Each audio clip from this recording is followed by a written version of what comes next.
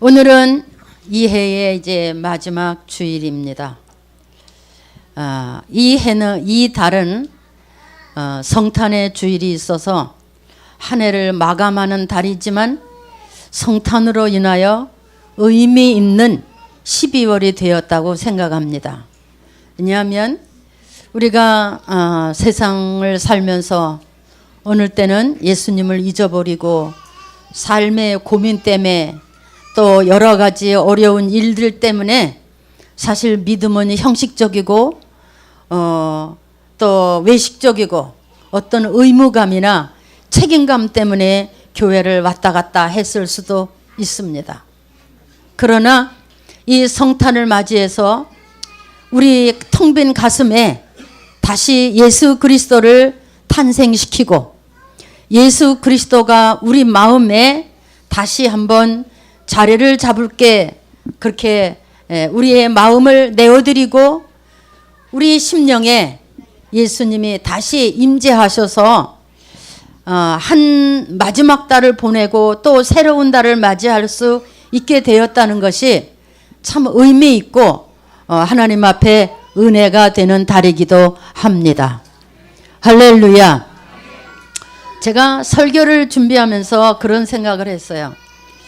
많은 사람들이 성탄에 들뜨고 연말이라고 들뜨고 다 술 먹고 마시고 흥청망청할 때에 우리는 우리 자신을 돌아보고 잃어버린 주님을 다시 찾고 잃어버린 말씀을 찾고 잃어버린 직분을 찾고 하나님 앞에서 스스로 낮아지면서 겸손하게 새로운 한 해를 맞이할 수 있는 마음이 준비되는 달이라서 우리에게는 참 복있고 행복한 그런 절기다 이런 생각을 해봤습니다. 할렐루야. 여러분의 마음에 예수님이 탄생하시기를 바랍니다. 성령으로 여러분 안에 충만하시기를 바랍니다.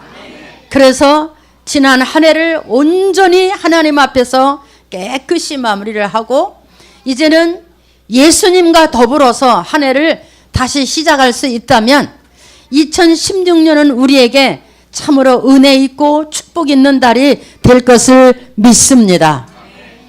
사실 예수님의 이 성탄절은 정확한 연대는 다 확인되지 못했습니다.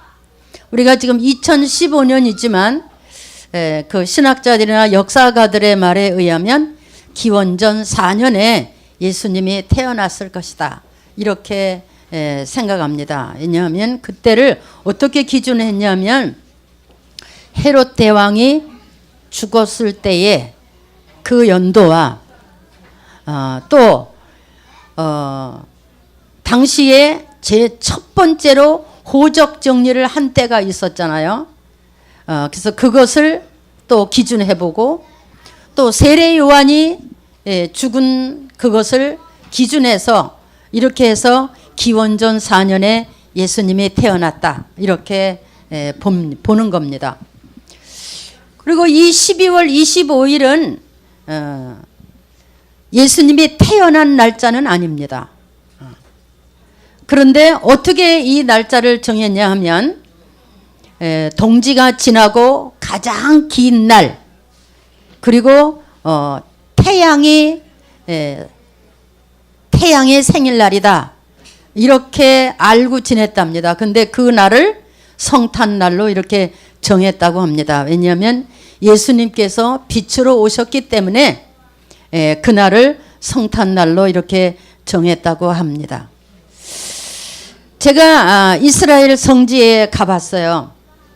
근데 예수님이 골고다에서 십자가를 지신 곳, 또 예수님의 무덤, 또 예수님의 성이 입었던 옷, 또 예수님에 대한 사진이나 초상화 이런 것들은 하나도 정확한 것이 없었습니다.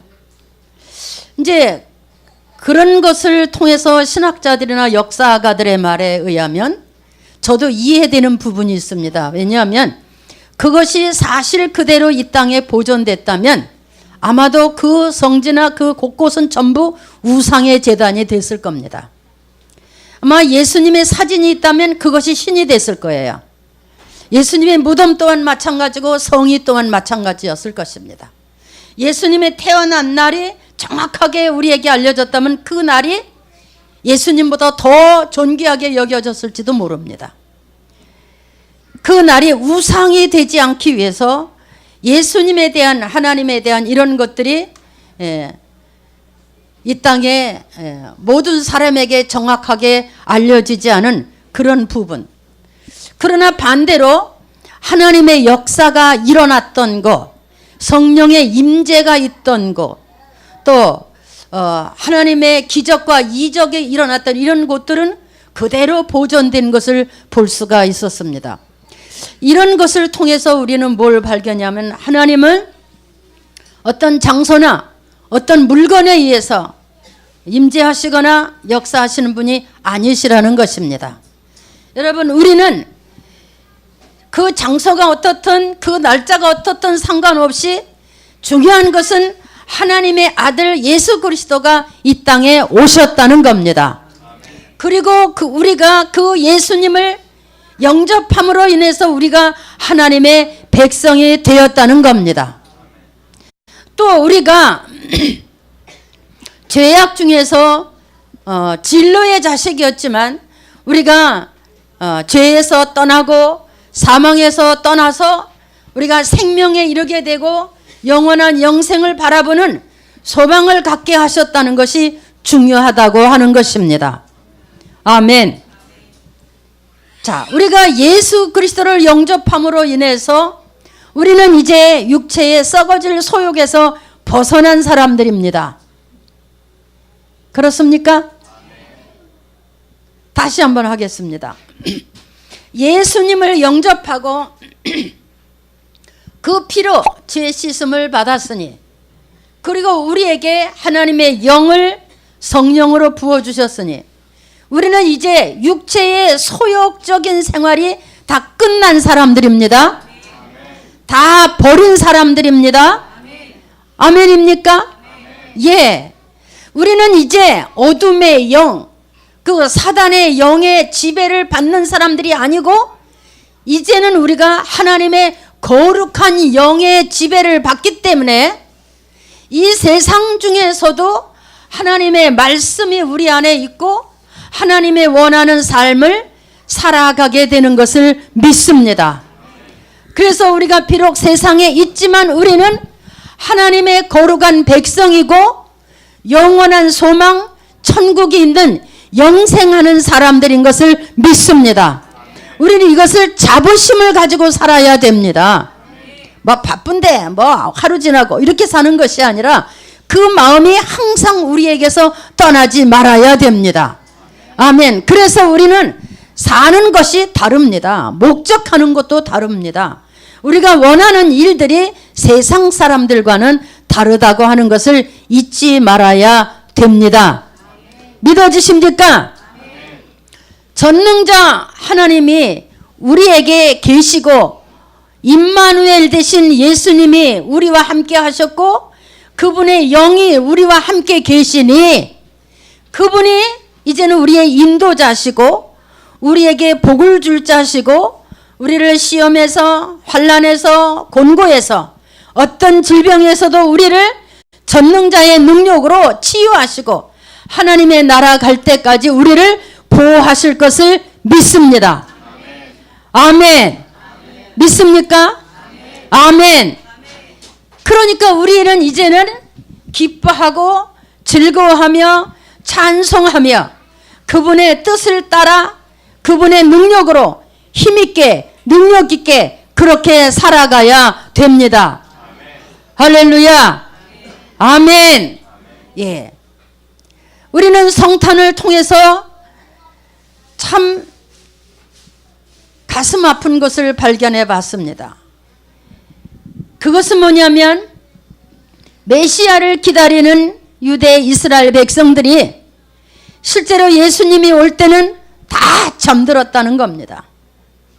그렇죠? 저 이방 나라 동방에서 별을 연구하던 박사들이 하늘의 징조를 보고 빛을 따라와 예수님에게 경배했습니다. 오히려 그 땅에 유다, 이스라엘에서는 예수님이 오셔서 왕으로 오셨다는 것을 헤롯 대왕이 알고 자기의 왕권을 뺏길까봐 그때부터 2살 이하의 남자는 다 죽이는 살인적인 역사가 일어났습니다. 여러분, 오늘 우리는 성탄을 보내면서 우리의 삶 속에 다시 오실 예수님에 대해서 확신한 믿음이 있기를 바랍니다. 우리가 세상에 살면서 100년도 못 사는 삶을 살면서 절대로 어떤 일이 있어도 예수 그리스도를 잊어버리면 안 됩니다. 우리는 분명히 어느 날 이 세상을 떠나게 될 것이고 그때에 우리는 예수님을 만나야 됩니다. 그때에 우리는 영원한 천국 영생이 있어야 됩니다. 아멘. 예. 우리가 지금은 이렇게 신앙생활 잘하는 것 같아도 혹시나 그날에 주님을 재림할 주님을 만나지 못한다면 유다 이스라엘 백성들과 다름이 없습니다. 그 땅에 메시아 예수님이 왔지만 그들은 예수님을 핍박하고 구박하고 모함하고 멸시하고 그를 십자가에 매달아 죽였습니다. 오늘날 가장 예수님을 핍박하는 사람은 예수 믿는 사람들입니다. 가장 교회를 핍박하는 사람들도 예수 믿는 사람들입니다. 목회자를 가장 핍박하는 사람들도 예수 믿는 사람들입니다. 왜 그렇습니까? 믿음이 온전하지 못하기 때문인 것입니다. 저는 여러분에게 이 해를 마지막 보내면서 여러분 안에 예수 그리스도의 확실한 믿음이 있어지기를 주의 이름으로 축복합니다. 그래서 이제는 무슨 일을 만나든지 예수님께, 환난 중에도 예수님께, 고난이 와도 질병 가운데라도 재앙 중에라도 예수님을 찾을 수 있는 여러분 되기를 바랍니다. 그분은 반드시 자기 백성을 찾으시고 보호하시고 인도하시고 책임져 주십니다. 아멘. 우리는 이런 믿음이 있어야 됩니다.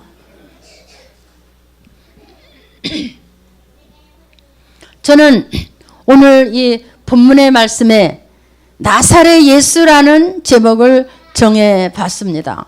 그리고 이 설교를 준비하면서 저 자신이 굉장히 은혜가 됐어요. 자, 예수님은 하나님의 본체시고 하나님의 독생하신 외아들입니다. 그가 세상에 태어났을 때는 베들레헴 말구유 외양간에 그가 태어나셨습니다. 그 베들레헴이라는 동네는 유대 고을 중에 아주 작은 동네, 사람들이 무시하고 외면하는 그런 동네였었지만 예수님은 그곳에 오셨습니다. 여러분, 예수님은 메시아 하나님이시지만 화려한 곳에, 궁전 같은 곳에, 대궐 같은 곳에 오지 않았습니다. 부잣집에, 명예가 있는 집에 오시지 않았습니다. 베들레헴 작은 동네, 그것도 말구유에 태어나셨습니다.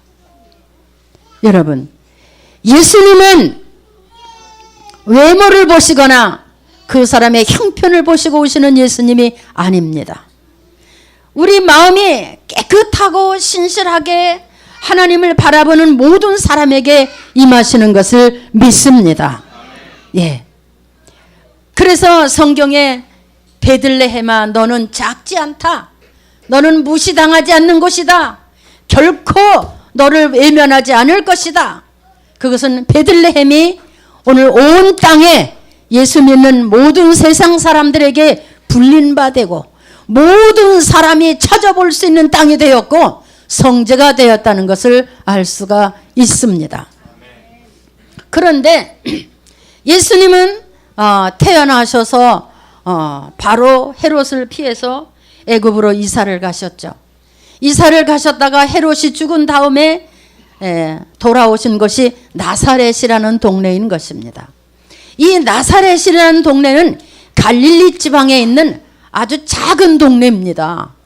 근데 이 갈릴리 지역은 어떤 곳이냐면 외부의 침략이 아주 많이 있었던 곳이에요. 그리고 그 땅의 사람들은 식민 통치를 아주 많이 받았던 곳이에요. 그래서 아주 부패하고 가난하고 천민같이 여겼던 그런 지역이었습니다.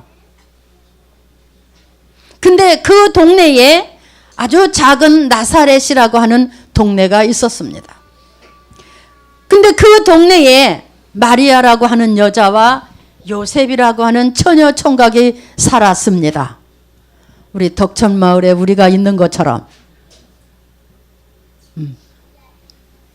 어느 날 하나님의 성령이 마리아에게 임했습니다. 그 마리아에게 성령으로 잉태가 되었습니다. 그리고 하나님의 천사가 그 마리아에게 말했습니다. 내가 잉태한 자는 하나님의 아들이여 세상을 구원해 주시라고. 할렐루야. 그리고 그 요셉에게 말했습니다. 놀라지 마라. 그는 성령으로 잉태되었다. 그 여인을 데려오라. 할렐루야. 그렇습니다. 얼굴이 번듯해서도 아니고 대단해서도 아닙니다. 하나님의 임재는 이렇게 언제나 낮고 천한 것 같지만 신실이 있는 것, 깨끗하고 거룩함이 있는 그곳에 언제나 임했던 것을 볼 수가 있습니다. 성경에도 예수님께서도 말씀하셨어요. 초막이나 궁궐이나 예수 그리스도를 모신 것이 바로 천국이라. 아멘. 예. 예수님을 모신 것이 천국입니다. 예. 또 말씀하셨어요. 골방에 들어가서 기도해라. 골방은 어떤 것입니까? 어둡고 아주 조그만 방입니다. 그러나 그 골방에서 기도한 사람들이 변화됐습니다. 골방에서 주님을 만난 사람들이 역사를 변화시켰습니다. 여러분 모두 골방으로 들어가십시오. 골방이 어디입니까? 골방은 외롭고 슬프고 힘들고 고통 중에 있는 때인 것입니다. 광야에서 변화가 됐다 그랬습니다. 광야는 어떤 것입니까? 위험이 있는 것입니다. 그 땅은 춥고 배고픈 것입니다. 그 땅은 아무도 도울 자가 없는 곳입니다.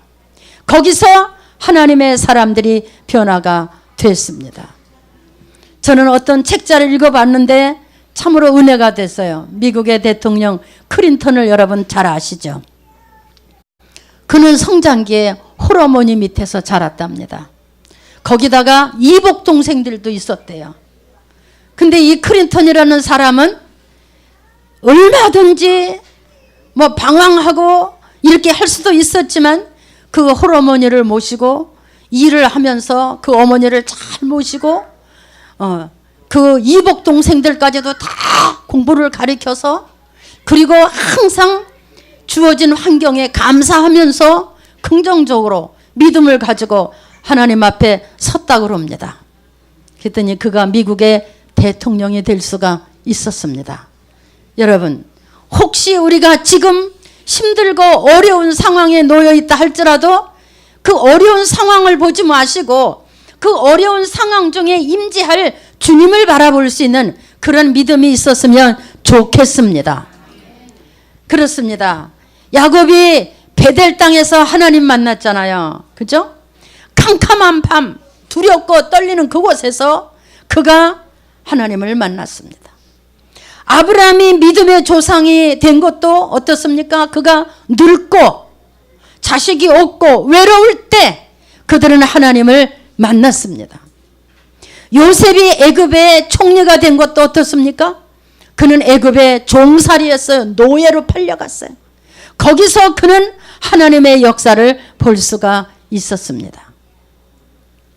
여러분 하나님의 본체이신 예수님께서 하나님의 아들이시고 구원자로 오신 예수님께서 나사렛 이 멸시를 받고 천대를 받는 그런 동네에서 잉태가 되시고 거기서 성장하시고 훗날에 예수님의 이름을 부를 때 반드시 나사렛 예수라고 불렀다는 것입니다. 이 나사렛이 하나님의 영광을 봤어요. 이 나사렛에서 하나님의 빛을 봤습니다. 여러분 안에, 여러분의 삶에, 여러분의 현재 입장에 거기가 나사렛이 됐으면 좋겠습니다. 거기가 베델이 되고 거기가 주님의 임재할 수 있는 베들레헴이 됐으면 좋겠습니다. 할렐루야. 그렇다면 현재 우리는 연약한 것이 아닙니다.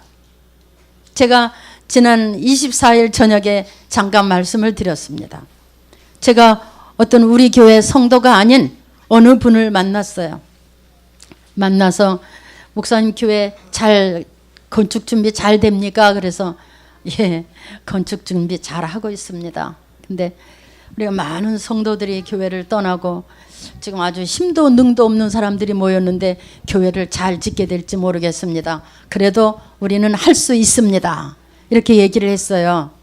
근데 그분이 목사님 제가 일주일 금식 작정 기도 들어가는데 목사님 기도할게요. 그러는 거예요. 그래서 그래요. 그러면 좋지. 꼭 우리 교회와 저를 위해서 기도해 주십시오. 이렇게 제가 말했어요. 근데 지난 며칠 전에 저한테 전화가 왔어요. 목사님 제가 드릴 게 있습니다. 그래서 뭔데요? 그랬더니 제가 꼭 드릴 게 있어요. 목사님 좀 오세요. 그래서 그날 제가 아침에 은행을 갔다 왔는데 오라는 거예요. 그래서 목사님을 바깥에다 차를 세워놓고 제가 들어갔어요. 근데 그분이 눈시울이 뻘개지면서 그러는 거예요. 목사님 힘내세요. 목사님이 하나님이 강남교회를 굉장히 사랑하십니다. 네. 하나님이 강남교회를 건축하기 위해서 흔들었습니다. 이러는 거예요. 흔들었습니다. 그리고 강남교회를 굉장히 사랑하십니다. 아, 그랬어요? 그냥 제가 그랬더니 자기가 기도를 하니까 자기 기도보다는 우리 기도가 막 쏟아지더래요. 우리 교회 기도가.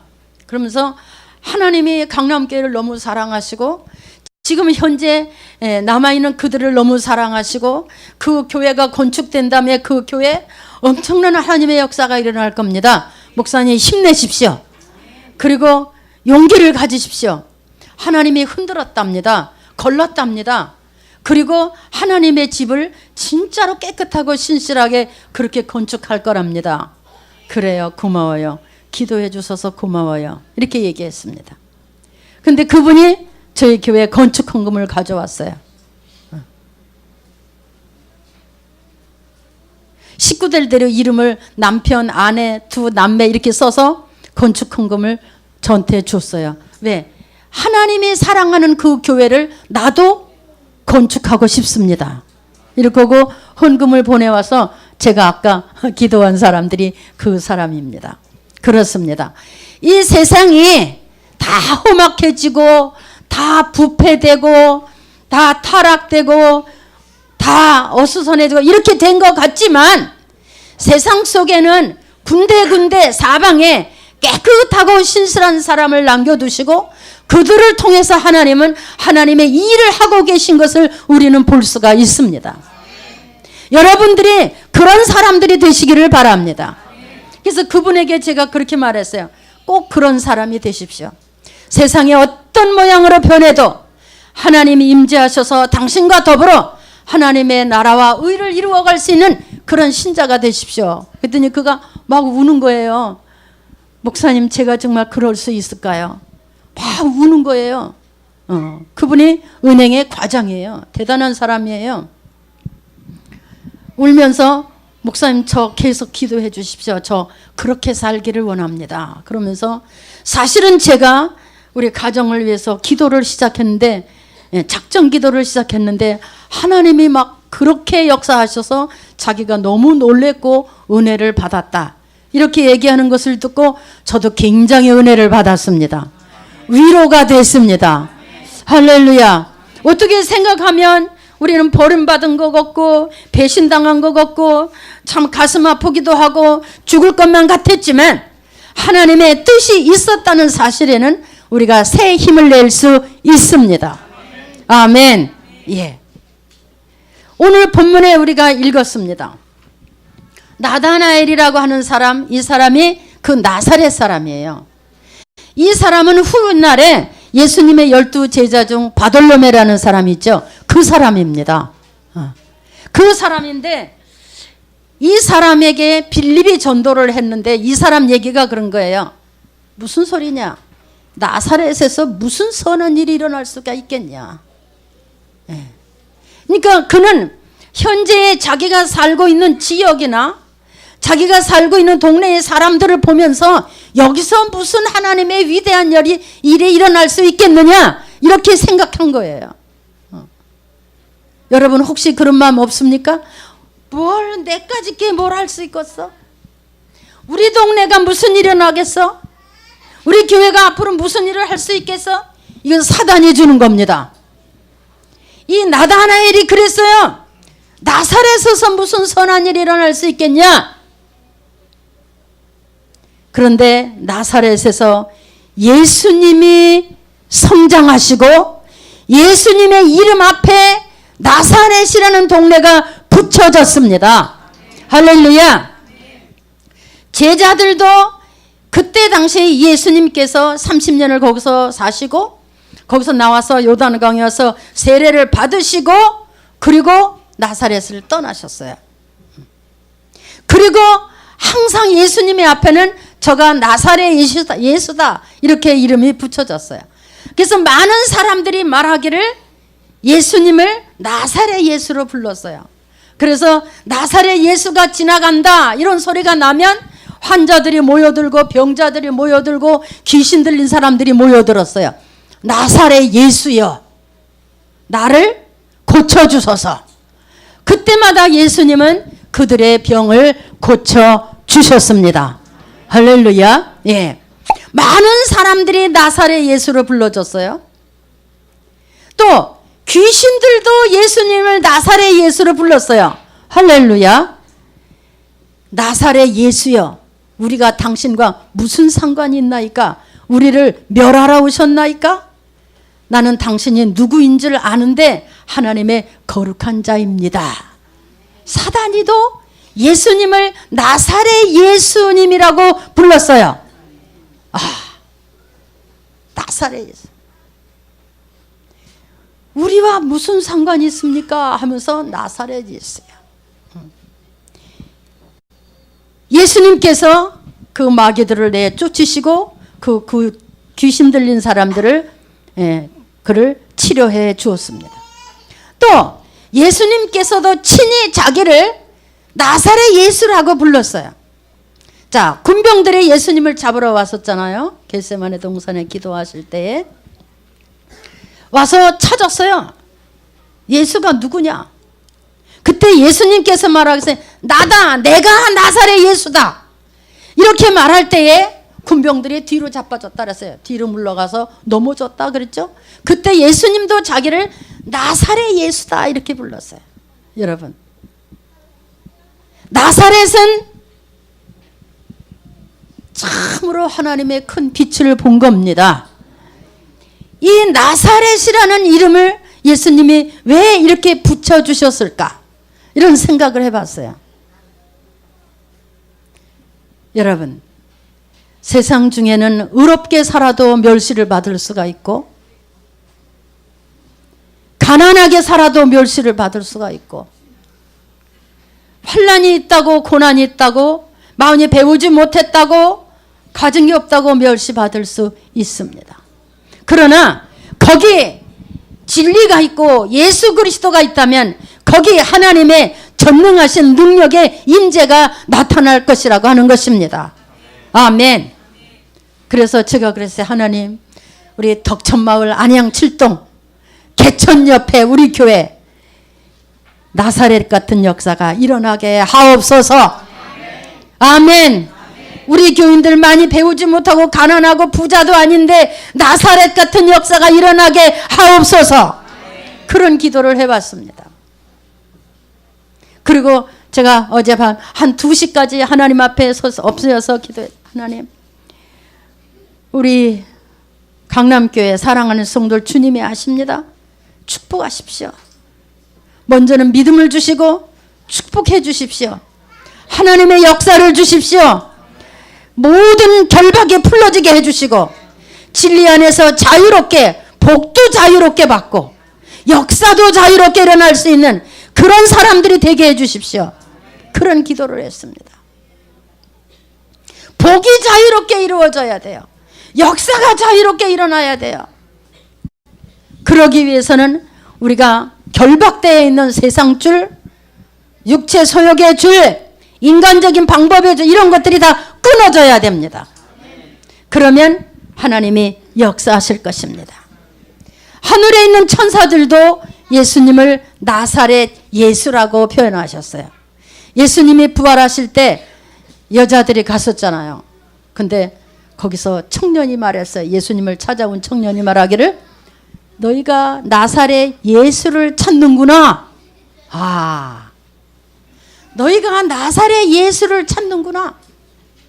천사들도 예수님을 나사렛 예수로 불러주셨어요.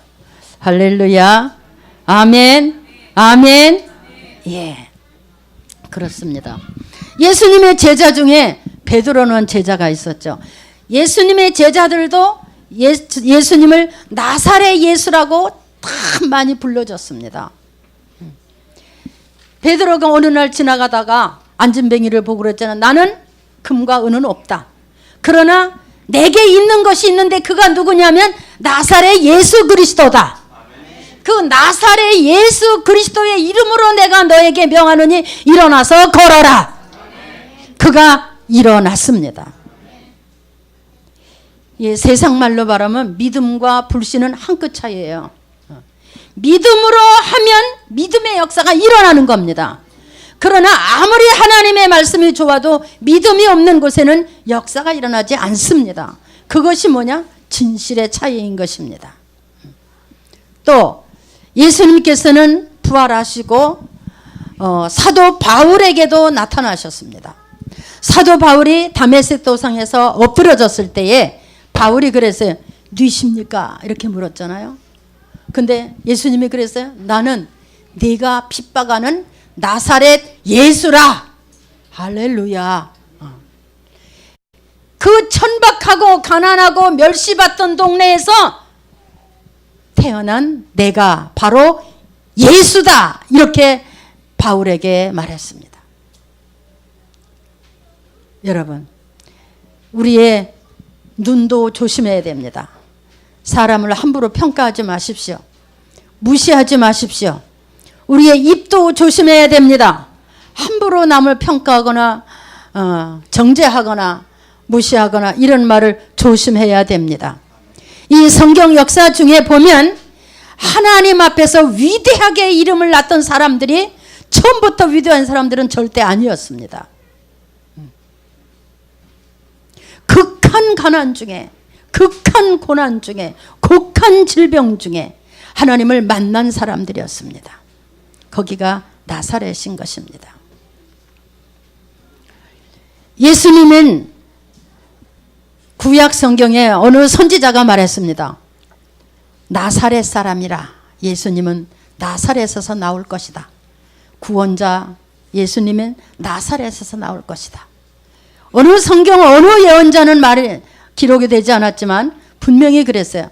선지자가 예수님을 나사렛 사람이라 칭할 것이 예언되었었다. 아멘. 이미 수년 전에 선지자들을 통해서 베들레헴에서 나실 것을 예언됐고 나사렛에서 성장하시고 나사렛 예수가 될 것을 예언하셨습니다. 여러분, 우리는 이 마지막 주일을 지내면서 우리의 믿음을 한번 돌아봤으면 좋겠습니다.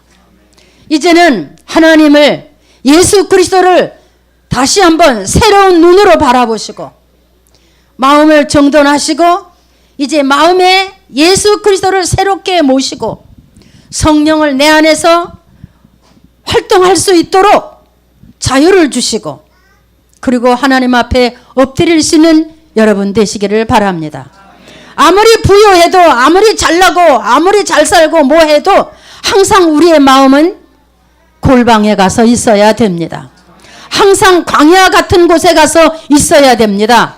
항상 나사렛 같은 곳에 가서 있어야 됩니다. 그때 우리는 주님과 동행할 수 있는 사람이요. 골방에서 나올 때 세상을 이길 수가 있고, 골방에서 나올 때 환난도 이길 수가 있고, 어떤 고난도 이길 수 있는 힘이 위로부터 하나님으로부터 받게 될 것을 믿습니다. 여러분, 이제 거역하지 맙시다. 그리고 하나님보다 앞서가지 맙시다. 하나님 앞에서 교만하지 맙시다. 하나님 앞에서 두 마음을 품지 말고 거짓말하지 맙시다. 하나님 앞에서 온전하고 순전하게 무릎을 꿇으며 전능자 하나님을 바라보시기를 바랍니다. 하나님과 나와의 온전한 관계는 하나님의 모든 말씀으로만이 이루어지는 것입니다. 기도로만 이루어지는 것입니다. 성령 안에서만 일어날 수 있습니다. 여러분의 마음 깊은 곳에 언제나 골방이 있고, 언제나 거기가 나사렛이 되고, 언제나 거기가 베들레헴이 돼서 언제나 성령의 임재, 천사의 임재, 말씀의 임재, 전능자의 임재가 나타나기를 예수님의 이름으로 축복합니다. 축복합니다. 기도하겠습니다. 하나님.